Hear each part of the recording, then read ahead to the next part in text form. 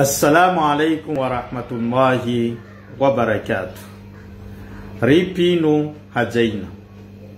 Ny fampatsiavantsika amin'ny ity androany ity dia mahakasika ny fanomezam-boninahitra anireo vehivavy. Arao ny tantara.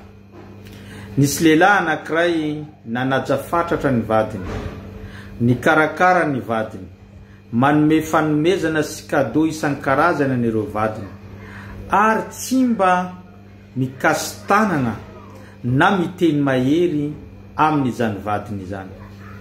Gaga ny manodidina ka nanontany azy, or lehilahy, fa maninona ianao manaja vehivavy diso tafahoatra tahaka izao?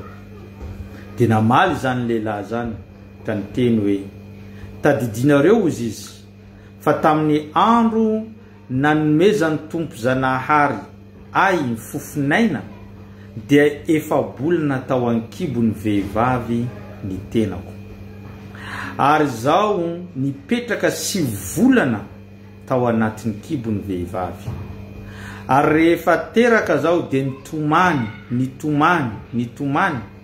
ka ny vehivavy no nampangina ay voalohany, ary rehefa nona te hisakafo aho dia mbola vehivavy ihany no nampinono aho, ka izany nahatonga ho voky tamin'ny fahakeloko.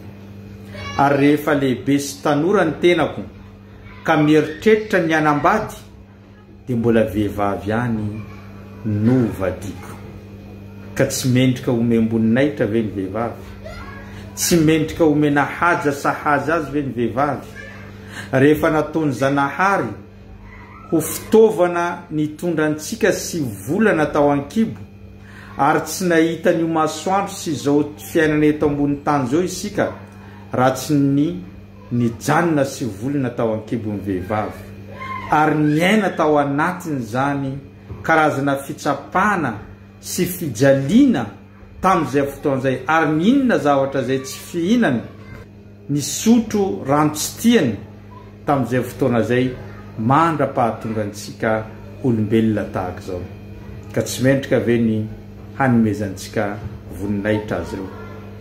Zany indrindra raha tonga ny finoana Islamo nanome voninahitra ny vehivavy, ary raha amin'ny finoana hafa na fiarahamonina hafa ny vehivavy loharano ny haratsiana, dia amin'ny finoana Islamo kosa ny vehivavy dia loharano ny paradisa.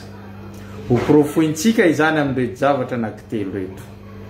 Voalohany, mpaminany sallallahu alaihi wasallam niteny, zay olona mananjanaka vavy anankitelo na anankiroa na ray, ka nikolokoloiny tsara, no atsarany, no tezainy, mandra-pandehanany io zazavavy io nanambady, dia garanti sy obligatoire amin'ny fidirana amin'ny paradisa.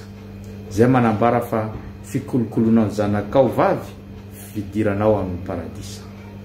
Niteny ihany koa izy amin'ny hadisy faharoa, izay lehilahy nanambady dia efa nameny ny antsasaky ny finoany, ka aoka izy atahotra ny Zanahary amin'ny fikarakarana ny vehivavy io amin'ny antsasaky ny finoany. Midika ihany koa zany fa ianao lehilahy manambady vehivavy efa nameny ny antsasaky ny finoanao, ka ny fikarakaranao azy no mameny ny antsasaky ny hafa mba hidiranao amin'ny paradisa. Niteny ihany koa finoana Islam teboka fahatelo, miteny izy manao hoe ny paradisa dia ao ambany faladia ny reninao. Midika ihany koa izany ho anao lehilahy zay te hiditra ny paradisa, dia hajao ny reninao, kolokoloy ny reninao, omeo zavatra zay tiany, ataovy zay mahafaly azy, fa misokatra aminao ny paradisa. Ka raha ohatra ka anao androany miteny fa hoe efa tsisy reny, dia raha mananjanaka vavy anao mbola misy teboka afaka hidiranao amin'ny paradisa. Raha ohatra anao miteny tsy mananjanaka vavy, dia mety mbola manambady ianao, teboka anankiray mety hidiranao amin'ny paradisa. Raha ohatra ka mbola tsy manambady, mbola tsy mananjanaka anao, mbola manana reny ianao, afaka hidiranao amin'ny paradisa. Ka amin'ny finoana Islam, ny fikolokolonao ny vehivavy, fanomezanao voninahitra ny vehivavy, dia lalana mitarika makany amin'ny paradisa. zay natonga ao anatin'ny boky masina Al-Qur'an Al-Karim nomena toko lehibe anankiray na chapitre na sora antsoina hoe ny vehivavy, izay resadresana mahakasika ny tokantrano sy ny fiarah-miaina amin'izany vehivavy zany, mba ahafahantsika manome voninahitra sahaza an'ilay reny mitondra antsika sy volana tao ankibo. Zay no fampatsahivantsika tamin'ity androany ity. Abonnez-vous, partagez-vous, ary ataovy j'aime fa mbola maro ireo zavatra zay hozaraintsika eto. Wassalamu alaikum wa rahmatullahi wa barakatuh.